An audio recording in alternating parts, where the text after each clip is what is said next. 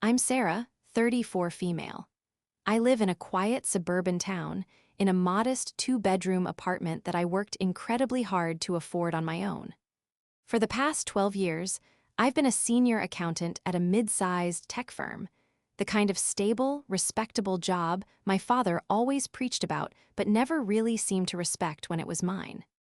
This story is about how losing that job forced me back into my father's world, a world I thought I had escaped, and how the blatant disrespect he showed me became the key to uncovering a decade of financial and emotional betrayal. It's about how a humiliating salary became my motivation to audit my own family and finally balance the books. Before this story unfolds, I'd love to connect with you. Please let me know in the comments where you're watching from and what time it is in your corner of the world. It's amazing to see how far these stories can travel. The phone call that changed everything came on a Tuesday. I remember the sickly sweet smell of the wilting flowers on my coffee table, a sad symbol of my dwindling savings. It had been 3 months since the mass layoffs at my company. 3 months of polished resumes, hopeful interviews, and the soul-crushing silence that followed. My emergency fund was bleeding out, and the pressure in my chest was a constant, unwelcome companion. So when my phone lit up with Dad, a complicated mix of dread and desperate hope churned in my stomach. My father, Arthur Morgan, was a man carved from granite and ambition. He had built Morgan Logistics from a single rusty van into a regional powerhouse. He was a pillar of the local business community, a man who commanded respect with a steely gaze and a voice that never needed to be raised. To the outside world, he was a self-made success story. To me, he was a constant, looming measure of my own perceived inadequacies. Our relationship was a quiet battlefield of unspoken expectations and my consistent failure to meet them. I hadn't gone into the family business, I hadn't married a man he approved of, or any man, for that matter, and I had chosen a career in accounting, which he privately referred to as bean counting, despite it being the backbone of any successful enterprise. "Sarah," he said, his voice devoid of pleasantries. It was his business tone. "Your mother tells me you're still looking for work." "Hi, Dad," I replied, forcing a lightness I didn't feel. "Yes, the market's a bit tough right now, but I have a few promising leads." A lie, but a necessary one. Showing weakness to my father was like showing a predator a limp. "I have an opening," he said, cutting straight to the point. "We're expanding the operations department. I need someone to handle the financial oversight, budgeting, cost analysis. Things you know." A flicker of genuine surprise went through me. He was offering me a job, a real one that utilized my skills. For a moment, I allowed myself to feel a sliver of gratitude. Maybe he did care. Maybe he saw my struggle and wanted to help. "Wow, Dad, I don't know what to say. What's the position?" "You'll be working under Jake," he continued, and just like that, the fragile bubble of hope popped. Jake, my younger brother, the golden child, the heir apparent. Jake, who at 27 had been gifted the title of head of operations after scraping through a business degree at the local college. Jake, who still brought his laundry home for our mother to do. He needs someone with a good head for numbers to keep his projects on track. It would be a support role. A support role? Under my little brother. The humiliation was a physical sensation, a hot flush that crept up my neck. I was a senior accountant with over a decade of experience at a competitive tech firm. I had managed multi-million-dollar budgets and presented to C-suite executives, and my father was offering me a job as my brother's glorified bookkeeper. "I see," I said, my voice tight. "And what's the salary for this support role?" He named a figure. I almost dropped the phone. It was less than half of what I had been making. It was less than what a fresh college graduate with no experience could expect to make in my field. It was an insult wrapped in the guise of a lifeline. The silence on my end stretched, thick with everything I wanted to scream at him. "It's a fair offer, Sarah," he said, misinterpreting my shock as hesitation. "It's a family company. We all have to be flexible. This way, you're earning again and you're helping your brother. You should be grateful for the opportunity." Grateful? The word hung in the air between us. I should be grateful that he was offering me a pittance to work in a subordinate role to my unqualified younger brother, all while my savings evaporated and my professional confidence withered. But what choice did I have? My landlord wasn't flexible. The grocery store wasn't offering me discounts out of pity. Pride was a luxury I could no longer afford. T. Desperation was a bitter pill, but I swallowed it. "Okay, Dad," I said, the words feeling like ash in my mouth. "When do I start?" "Monday, 8 a.m. sharp, don't be late." He hung up without saying goodbye. I spent the rest of the day in a daze, oscillating between shame and a cold, simmering anger. I called my mother, Helen, hoping for some commiseration. She was a kind woman, a retired nurse whose entire life had been dedicated to smoothing over the rough edges of our family, especially Arthur's. "Oh, sweetie, that's wonderful news," she said, her voice brimming with a relief that only highlighted my own misery. I was so worried. "Your father just wants to help, you know how he is, and it will be so nice to have you working with your brother." "Mom, he's paying me less than an intern," I said, my voice cracking slightly. "I'm going to be Jake's assistant." "Now, don't think of it like that," she chided gently.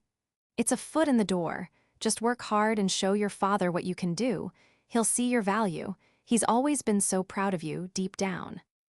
Deep down, that's where my father's pride for me apparently lived, so deep it had never once seen the light of day. For him, pride was reserved for Jake. Jake, who could do no wrong. Jake, whose mediocre achievements were celebrated with expensive dinners and booming praise, while my significant career milestones were met with a grunt and a nod. That first Monday was one of the hardest days of my life.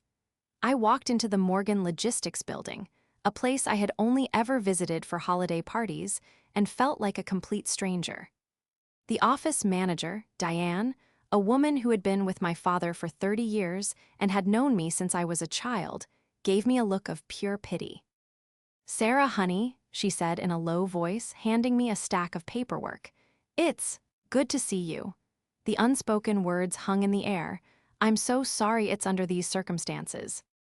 My office was a small, windowless cubicle tucked away in a corner, a stark contrast to the spacious, sunlit office Jake occupied as head of operations. He swaggered over around 10 a.m., holding a fancy coffee, a smug grin plastered on his face. "Hey, sis, welcome aboard," he said, leaning against my cubicle wall. "Ready to crunch some numbers for your big bro? I've got a stack of invoices and expense reports that need sorting. Try to get them done by lunch, okay?" He tossed a messy folder onto my desk and sauntered off without waiting for a reply. I stared at the folder, then at my barebones computer, and felt the full weight of my new reality crash down on me. I was no longer Sarah, the senior accountant. I was just Jake's sister, the charity case. The humiliation was a constant, bitter taste in my mouth. But as I sat there, stewing in my own resentment, a tiny, dangerous thought began to form. My father had brought me inside his fortress.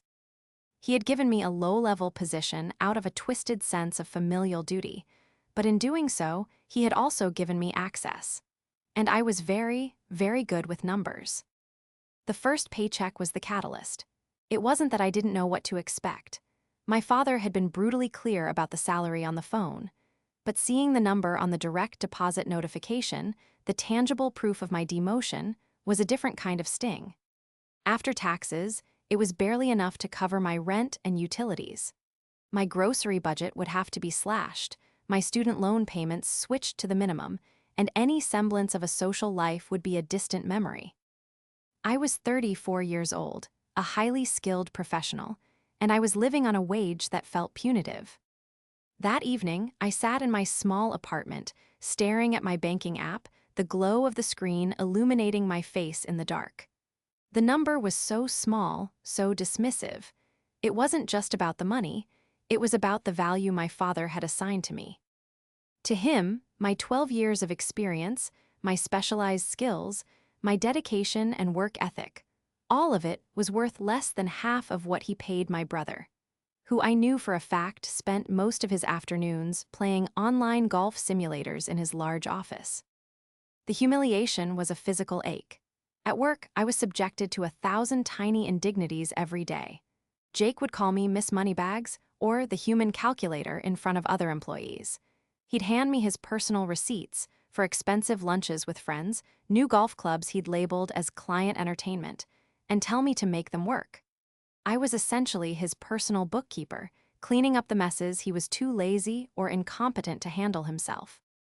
I did the work of 3 people: budgeting for his mismanaged projects, reconciling his chaotic expense reports, and generating the financial summaries that he would then present as his own in management meetings. My father, Arthur, observed this dynamic with a quiet, implicit approval. He'd walk past my cubicle without a word, but would stop at Jake's office to clap him on the back and laugh loudly at some mediocre joke. He saw me toiling away in the corner, and in his eyes, I could see the confirmation of his own narrative. Sarah, the one who couldn't make it on her own, finally back under his roof, in her proper place. The breaking point came during my 2nd week. Jake had massively overspent on a new fleet of delivery vans, opting for the top-of-the-line models with custom branding he designed himself, a garish logo that looked like something out of a 90s video game. He hadn't bothered to get multiple quotes or negotiate with the dealership. As a result, his flagship project for the quarter was already 30% over budget. My job was to find a way to hide the overage, to pull funds from other departments to cover his mistake before my father saw the real numbers. "Just work your magic, Sarah," he'd said with a dismissive wave of his hand. "Move some numbers around, that's what you're good at, right?" I spent 2 days meticulously combing through the company's operational budget, trying to find a legitimate, ethical way to solve the problem. There wasn't one. The only way to hide the deficit was to engage in creative accounting that bordered on fraudulent. It was a line I refused to cross. I prepared a detailed report outlining the situation, the exact amount of the overspend, the reasons for it, lack of due diligence, and 3 potential solutions. All of them involved Jake admitting his mistake to our father and creating a formal plan to mitigate the loss. I walked to his office and placed the report on his desk. "This is the situation," I said calmly. "We need to present this to Dad and decide on one of these 3 solutions." Jake glanced at the first page, his face clouding over. "Are you kidding me? You want me to tell him I messed up? No way. Just do what I told you. Find the money." "There is no money to find, Jake," I insisted. "Not without compromising the financial integrity of other departments and falsifying records. This is the professional way to handle it." "Professional?" he laughed, a short, ugly sound. "Listen, sis, I'm the head of operations. You're my bookkeeper. Your job is to make the numbers work for me, not to tell me how to do my job. Now get out of my office and fix this." I stood my ground. "I won't cook the books for you." His face turned red. He stood up, towering over me. "Then what good are you? Dad brought you here to help me, not to be a roadblock. Maybe you're not as smart as you think you are." The condescension in his voice, the utter lack of respect, made something inside me snap. I took the report back and walked directly to my father's office. His door was open. I knocked gently on the frame. He looked up from his computer, his expression annoyed. "What is it, Sarah? I'm busy."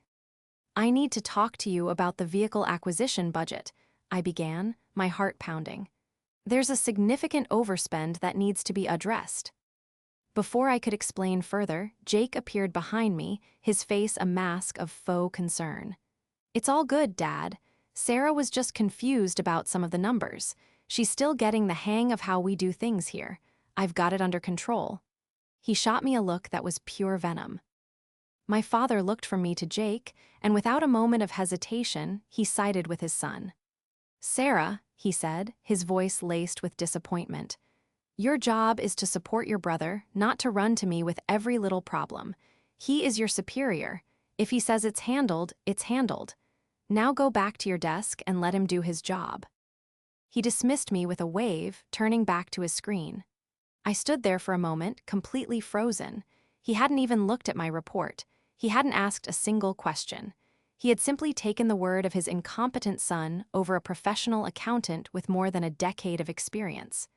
In that moment, I understood. My value here wasn't in my skills or my expertise. My value was in my silence and my compliance.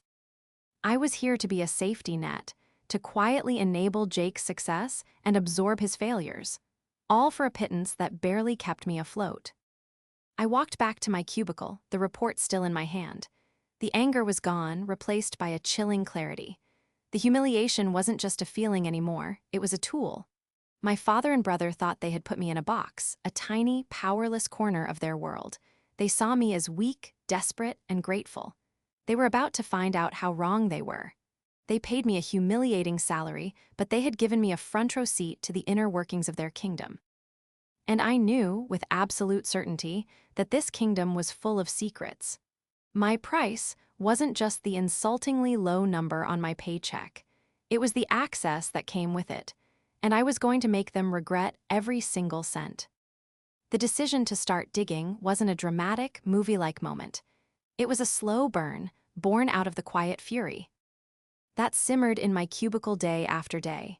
It was fueled by every condescending remark from Jake, every dismissive glance from my father, and every pathetic paycheck that landed in my bank account. They wanted me to be a cog in their machine, a silent, obedient number cruncher. Fine, I would crunch numbers, but not just the ones they put in front of me. I would crunch them all. My first target was the company's digital infrastructure. Morgan Logistics wasn't a tech-savvy company. My father believed in handshakes and gut feelings, not firewalls and encryption. Their accounting system was an outdated, off-the-shelf software that was notoriously clunky but familiar to the older staff. Security was an afterthought. I knew this because, as part of my support role, I was given administrative access to the accounting software. It was a level of access far greater than my position warranted.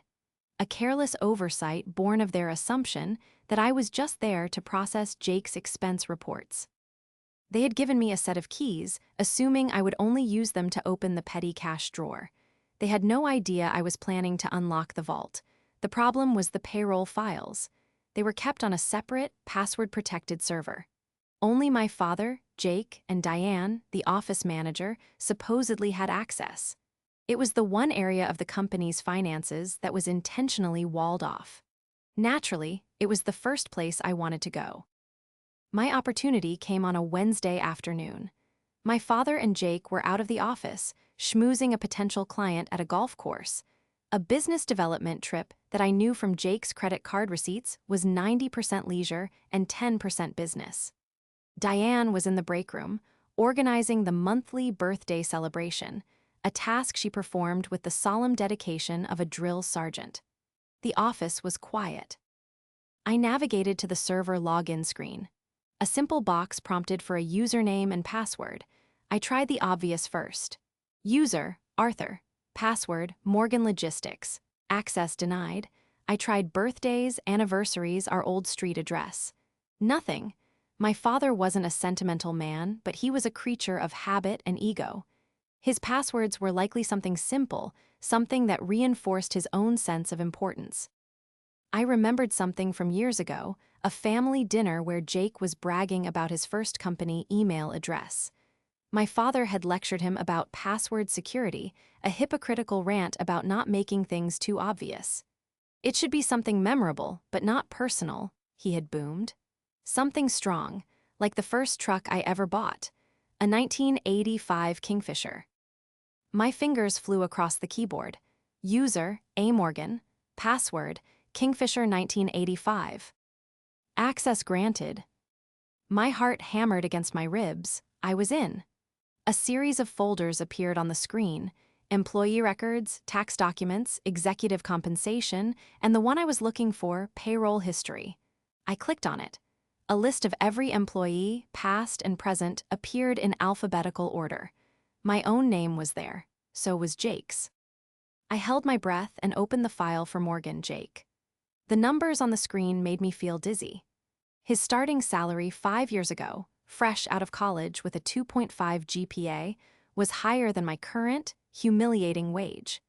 He had received a substantial raise every single year, plus a generous end-of-year bonus that in some years was more than my entire annual salary at my old job.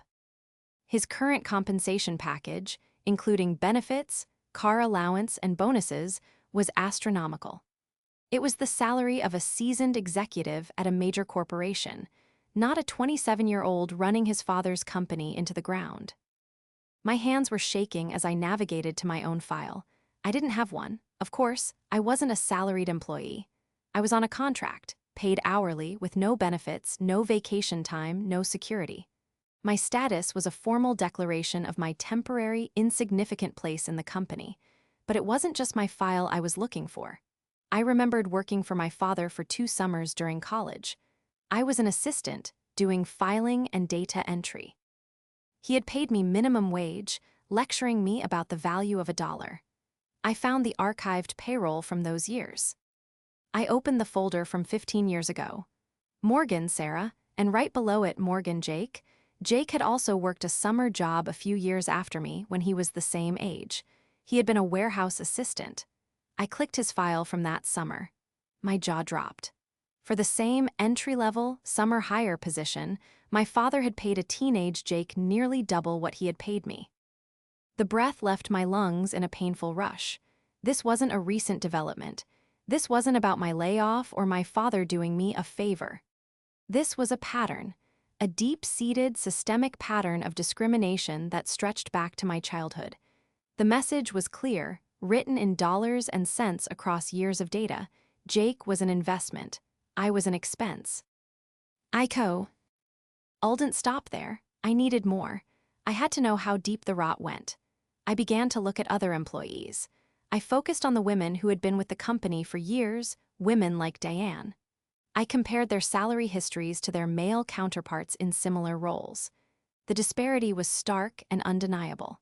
Men were consistently hired at higher starting salaries and received larger and more frequent raises. Women with more experience and seniority were earning significantly less than men with a fraction of their tenure. My father, the pillar of the community, the man who gave speeches at the Chamber of Commerce about ethics and integrity, was running a business built on a foundation of systemic gender discrimination. It was his dirty little secret, hidden in plain sight on a poorly secured server. I knew I couldn't just sit on this information. I needed proof, hard, undeniable proof that I could take with me. I slipped a small USB drive from my purse into the computer's port. With frantic, precise clicks, I began downloading everything: the entire payroll history, executive compensation files, historical salary data, and the records of bonuses and benefits packages. Every file was a piece of a puzzle, and I was assembling a picture of my father's true character. Suddenly, I heard footsteps approaching. My blood ran cold. It was Diane, coming back from the break room. I quickly ejected the USB drive, shoved it deep into my pocket, and closed the server window, bringing up the spreadsheet I was supposed to be working on just as she rounded the corner.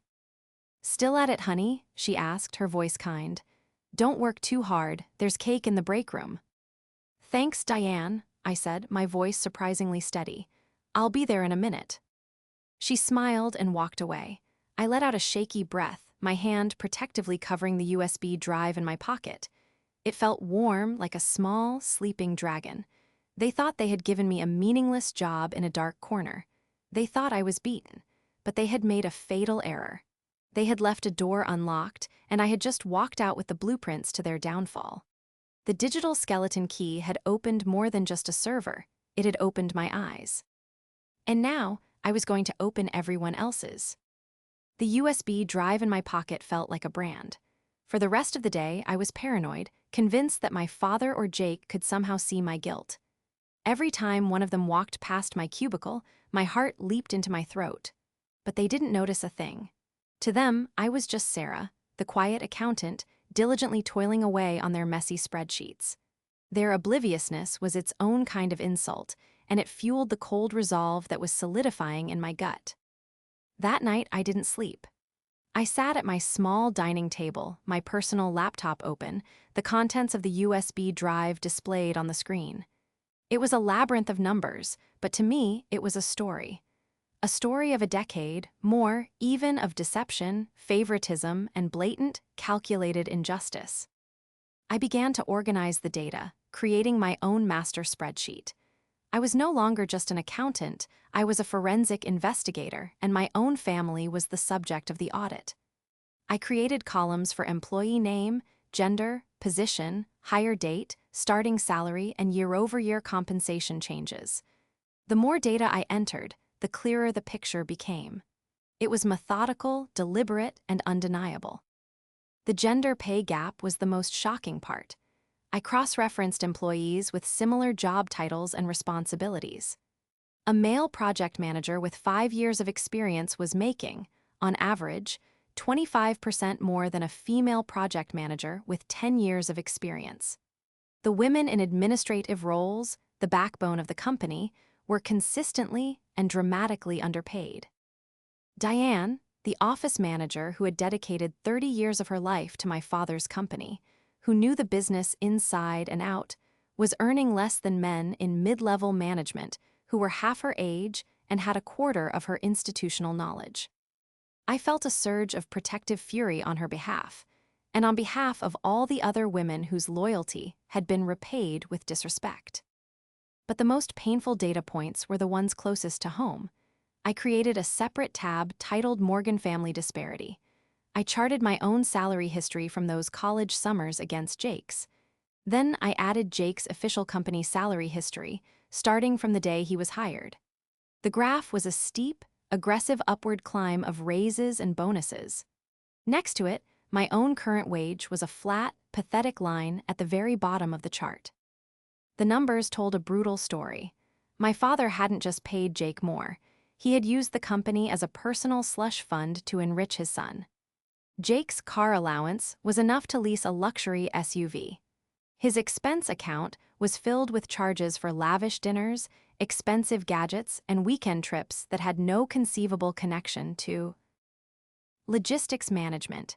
He was living a life of immense privilege, funded by the company, while I was struggling to afford groceries. This wasn't just poor judgment or casual nepotism. This was a deliberate, long-term strategy.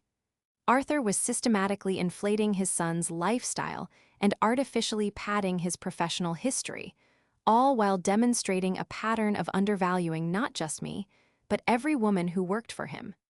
He was building an empire for his son on a foundation of inequality. I worked through the night, fueled by coffee and a righteous anger I had never felt before. I compiled everything into a single, comprehensive report. I embedded charts and graphs that visualized the pay gap. I highlighted the most egregious examples of Jake's expense account abuse. I wrote a clear, concise summary of the findings, stripping away all emotion and presenting only the cold, hard facts. The numbers were the weapons, and I was sharpening them to a razor's edge. By the time the sun began to rise, casting a gray light into my apartment, I had a document that was a ticking time bomb. It was more than just proof of my own mistreatment. It was a damning indictment of my father's entire business philosophy. The next day at work, I looked at everyone differently. I saw the women in the office not just as colleagues, but as victims. I saw Diane's warm smile and knew that it hid years of being undervalued. I saw the younger women in junior roles, starting their careers in a system designed to hold them back, and felt a deep responsibility to them. This was bigger than me. It was bigger than my relationship with my father and brother. It was about justice for people who didn't even know they were being cheated. My resolve hardened. My initial, vague idea of revenge began to take a more specific shape. I didn't just want an apology. I didn't just want a better salary. I wanted to burn the whole rotten system to the ground and build something fair from the ashes. But to do that, I needed more than just a spreadsheet. I needed a plan. I started by subtly reaching out to Diane. I approached her desk under the guise of asking a question about a vendor invoice. After we sorted it out, I lingered for a moment. "Diane," I said, keeping my voice casual, "you've been here forever, you've seen it all. Do you feel like things are fair here for everyone?" She gave me a long, searching look. Her friendly demeanor faded slightly, replaced by a weariness that seemed ancient. She lowered her voice. "Honey, I've worked for your father since he had 2 employees and a prayer. He's a brilliant businessman, but he's a man of his time. He sees things a certain way. He values people differently." "Differently how?" I pressed gently. She sighed, a quiet, resigned sound. "Let's just say I've learned not to compare my paycheck to anyone else's. It's better for my blood pressure." It was all the confirmation I needed. She knew. Maybe she didn't know the exact numbers, but she knew the truth in her bones. She was my first potential ally. The second piece of my plan involved a name I found while cross-referencing old employee files with my father's emails, which I had also gained access to via his ridiculously simple password. It was a woman named Laura Hayes. She had been the company's head of logistics a few years ago, one of the few women to ever hold a senior management position at Morgan Logistics. She had resigned abruptly. The official story was that she left for a better opportunity. But an email chain I found between her and my father told a different story. It was a heated argument about her compensation, culminating in her accusing him of running an old boys club before she quit. Laura Hayes had fought this battle before. She had lost, and she had left. I had a feeling she would be very interested to see the data I now possessed. I found her on a professional networking site. She was now a VP at a rival company, a bigger, more successful one. She was thriving. I drafted a carefully worded message, introducing myself as Arthur Morgan's daughter and explaining that I was working on a sensitive internal financial review. I asked if she would be willing to speak with me, in complete confidence, about her experiences at the company. I hit send and leaned back in my chair. The pieces were moving. The decade of deceit was documented, the allies were being identified, and the foundation of my father's kingdom was beginning to tremble. He thought I was just crunching numbers in a corner. He had no idea I was about to make him accountable for every single one. The email to Laura Hayes was a shot in the dark, but it hit its target. She responded within an hour. Her message was cautious but intrigued. "I'm not sure what I can tell you, but I'm willing to listen. Coffee, tomorrow morning, off the record." We met at a small, neutral cafe far from either of our offices. Laura was sharp, professional, and had an air of no-nonsense competence that I immediately admired. She listened intently as I laid out the broad strokes of what I had found, without revealing my specific data points just yet. I told her about the pay disparities, the favoritism, and the general culture that had pushed me to start digging. As I spoke, a look of grim recognition settled on her face. "Let me guess," she said, stirring her coffee. "Your father hired your brother for a job he wasn't qualified for, paid him twice what he was worth, and expected you to be grateful for the scraps." I nodded, stunned by her accuracy. "And when you tried to do your job professionally," she continued, "you were told you were being difficult, while your brother was praised for his leadership potential." "Exactly," I whispered. She let out a short, bitter laugh. "Some things never change. Arthur Morgan is a brilliant logistician, but his views on gender and family belong in the 1950s. I fought with him for 2 years about my salary. I had more experience and brought in more revenue than any other department head, but he refused to pay me on par with my male colleagues. His excuse was always the same: they have families to support. As if I didn't. This was it, I had my external validation. I opened my laptop and turned it towards her. "I think you should see this," I said, opening the master spreadsheet I had compiled. I showed her the charts, the side-by-side comparisons, the undeniable proof of the systemic pay gap. Her eyes widened as she scanned the data. She pointed to a name on the list. "Mark Renner," she said, her voice tight with anger. "I trained him. He was my subordinate.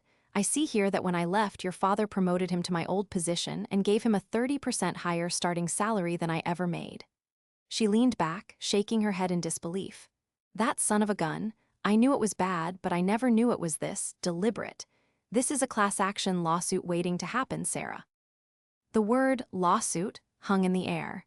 It was a step I hadn't fully considered, but hearing it from a seasoned executive like Laura gave it a terrifying legitimacy.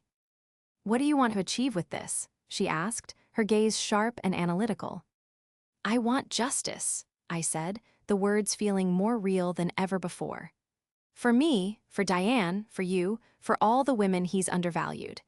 And I want to protect the company from my brother, who is going to run it into the ground with his incompetence and my father's blessing." "Then a quiet resignation isn't going to cut it," Laura said. "You have incredible leverage here. You have two choices. You can burn it all down, or you can use this to force a change." We talked for another hour, brainstorming. Laura's strategic mind was exactly what I needed. She helped me refine my raw data into a powerful narrative. We decided that a legal battle would be messy, protracted, and could potentially destroy the company, putting the jobs of many innocent people at risk. The better path, the more surgical one, was a corporate coup. The goal wasn't to destroy Morgan Logistics, but to save it from my father and brother. My plan solidified. It would have 3 phases. Phase 1 was gathering support. With Laura's discreet help, I identified 2 other former female employees who had left under similar circumstances. I reached out to them, shared my findings, and secured their sworn affidavits about their experiences. Their stories, combined with Laura's, painted a powerful picture of a long-standing discriminatory culture. Phase 2 was internal. I needed to win over Diane. This was the most delicate step. She was fiercely loyal to my father, even if she was a victim of his bias. I invited her to dinner at my apartment, away from the prying eyes and ears of the office. After we ate, I took a deep breath and laid everything out for her. I showed her the spreadsheet. I showed her the column with her name, charting her 3 decades of service against her stagnant salary. I then showed her the column for a male manager, hired 10 years after her, who was now making significantly more. Tears welled in her eyes as she looked at the numbers. It was the pain of a long-held suspicion finally being confirmed in black and white. "I knew it," she whispered, her voice thick with emotion. "I always felt it, but I kept telling myself I was being ungrateful." "You are the most valuable person in that office, Diane," I told her, my own voice shaking slightly. "He built this company on your back, and he has been cheating you for years." That night, her loyalty shifted. It was no longer to Arthur Morgan the man, but to the company she had helped build and the people within it. She agreed to help. Her role would be crucial. She would be my witness, the living proof of the company's inner workings. Phase 3 was the confrontation itself. I called it the Ledger of Reckoning. I spent a week putting together a comprehensive binder. It contained my full financial analysis, the damning charts, the sworn affidavits from Laura and the other women, and a personal statement from Diane. But I added one more thing, a detailed proposal for the future of Morgan Logistics. My proposal recommended the immediate implementation of a transparent salary structure based on experience and performance, not gender or family ties. It called for an independent audit of the last 10 years of payroll and expense reports, and it recommended a change in leadership. It proposed that my father step down from his role as CEO and move into a chairman emeritus position, a figurehead with no operational power. It proposed that Jake be removed as head of operations and be offered a junior, non-managerial role, contingent on completing a series of business management courses. And it proposed a new interim leadership team, headed by a third-party consultant, to oversee the transition and hire a new, qualified CEO. I even suggested Laura Hayes as a potential candidate for the board to consider. It was bold, audacious, and would undoubtedly be seen as the ultimate betrayal by my father. But it was also the only way to save the company from itself. It wasn't just a list of grievances, it was a blueprint for a better, fairer future. With the binder complete and my allies in place, I was ready. I sent a single, formal email to my father and my brother, requesting a mandatory meeting in the main conference room. The subject line was simple: an urgent review of corporate governance and financial practices. I copied Helen, my mother. I wanted her to be there. I wanted her to see the man she had enabled for 40 years for who he truly was. The trap was set. The ledger was prepared. The reckoning was about to begin. The atmosphere in the conference room was thick with tension. My father, Arthur, sat at the head of the long, polished table, his arms crossed, a thunderous expression on his face. He hated being summoned, especially by me. Jake was next to him, looking bored and annoyed, idly scrolling through his phone as if this was a massive inconvenience. My mother, Helen, sat on the other side, looking nervous and confused, her eyes darting between me and my father. I had placed a single, thick black binder in front of each of them. They remained untouched. I stood at the opposite end of the table, a laptop connected to the large monitor on the wall. Diane sat quietly in a chair against the wall, a silent pillar of support. Her presence alone seemed to unsettle my father. "All right, Sarah," Arthur began, his voice a low growl. "I canceled a meeting with a major client for this. This had better be important." "It is," I said, my voice clear and steady. The nervous flutter in my stomach had been replaced by an icy calm. "It's about the long-term health and legal viability of this company. For the past several weeks, in my capacity as a financial analyst here, I've been conducting a comprehensive internal audit. The findings are in the binders in front of you." Jake snorted. "An audit? You've been here a month. What could you have possibly audited?" "I audited everything," I replied, looking directly at him, "starting with the last 15 years of payroll." I clicked the remote, and the first slide appeared on the screen. It was a simple, brutal bar chart. It showed the side-by-side salary and bonus packages of 2 employees. Employee A was Jake. Employee B was me. The disparity was so vast it looked like a joke. "Let's start with family," I said. "Dad, when I accepted your job offer, you told me it was a fair wage. You're currently paying me, a CPA with 12 years of experience, an hourly rate that annualizes to $42,000 with no benefits. You're paying my brother, with a business degree and 5 years of experience exclusively within this company, a salary of $250,000, plus a bonus last year of $100,000, a company car, and an unlimited expense account." My mother gasped, her hand flying to her mouth. Jake shifted uncomfortably in his seat. My father's face hardened, his jaw clenching. "That's proprietary information," Arthur snapped, "and it's none of your business. Jake's role carries more responsibility." "Does it?" I clicked to the next slide. It detailed the $150,000 budget overage on the new fleet of vans, which I had traced directly to Jake's negligence. It showed his expense reports, filled with charges for 5-star hotels, golf trips, and lavish dinners with no client names attached. Because from what I can see, Jake's primary responsibility has been to spend company money with zero accountability. The company is funding his lifestyle, not his work. Jake's face turned a blotchy red. "That's business development. You don't understand how it works." "I understand that you classified a $5,000 stereo system as office equipment," I retorted, not missing a beat. "But this isn't just about you and me." The next slide appeared, and this one made my father flinch. It was titled, "Systemic Gender Pay Disparity." A graph showed 2 lines, the average salary progression for male employees versus female employees over a 10-year period. The gap was not a gap. It was a chasm. "Over the last decade," I explained, my voice ringing with authority, "male employees at Morgan Logistics have been paid, on average, 35% more than their female counterparts in similar or identical roles. Women with more experience are consistently paid less than men with less experience." I began to go through specific, anonymized examples, case after case of blatant discrimination. Then, I put up the final, devastating slide.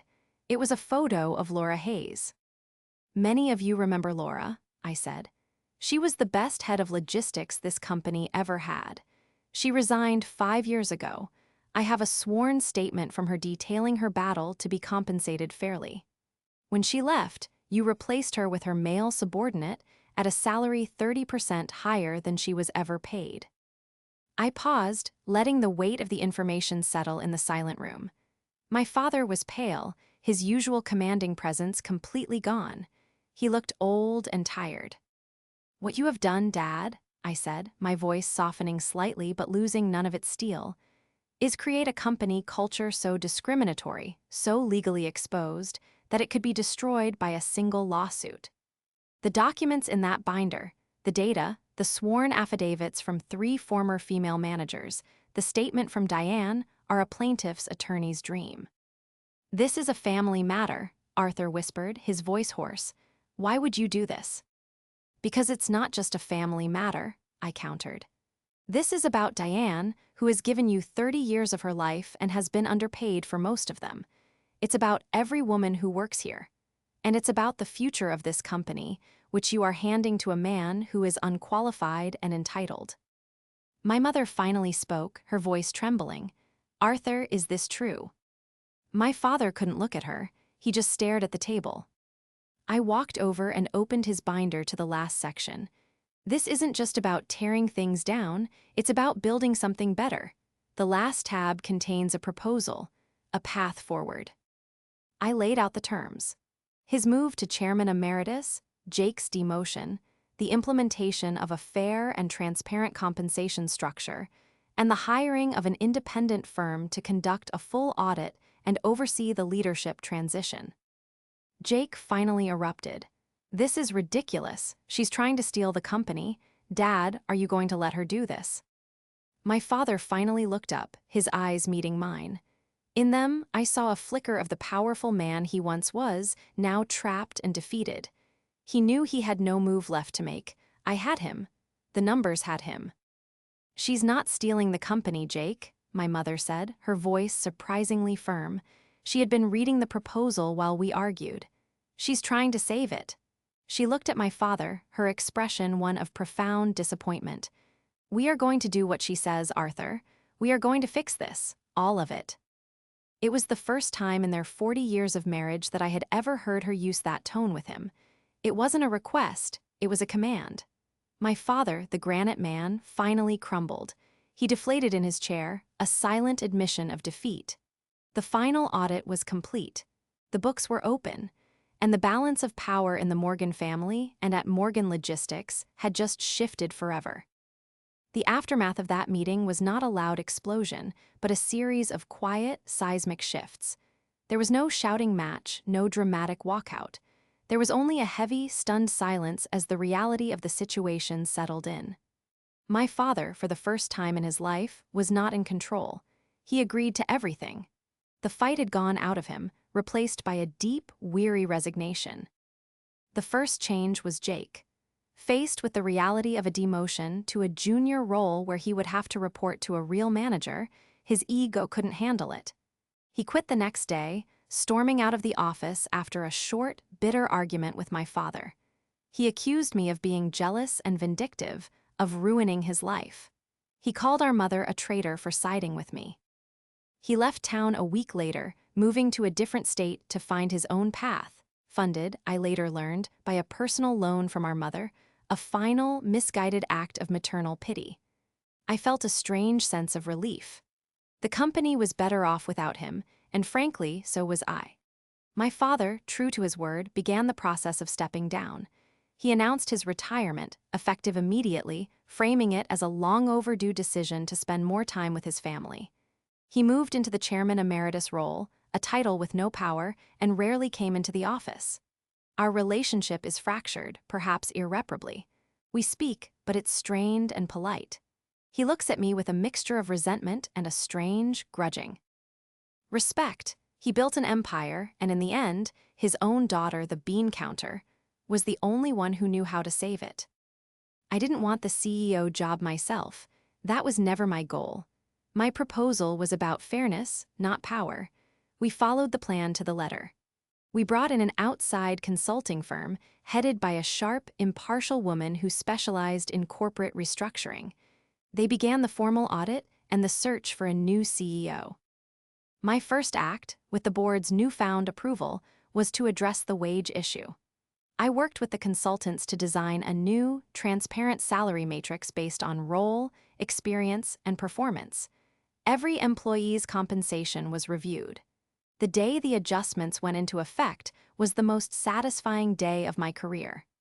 I personally handed Diane her new salary notification. It included a significant raise and a substantial back pay package for the last 10 years, which the board approved as part of our remediation plan. The tears in her eyes were worth more than any victory over my father or brother. We did the same for every underpaid employee, primarily women, in the company. The mood in the office shifted from one of quiet anxiety to one of hope and relief. Laura Hayes declined to be considered for the CEO position, but she accepted a seat on the board of directors. Her guidance has been invaluable in shaping the new culture of the company. With her help, we hired a new CEO, a highly qualified woman with 20 years of experience in the logistics industry. She's a visionary, and Morgan Logistics is already thriving under her leadership. As for me, I was offered the position of Chief Financial Officer. After careful consideration, I accepted. I work hard, I'm respected for my skills, and my compensation is fair and equitable, determined by the very system I helped create. My little windowless cubicle is a distant memory. My new office has a large window overlooking the city. My relationship with my mother has transformed. In standing up to my father, she found a strength she hadn't used in years. We are closer than ever, bonded by the shared experience of breaking free from the roles Arthur had assigned us.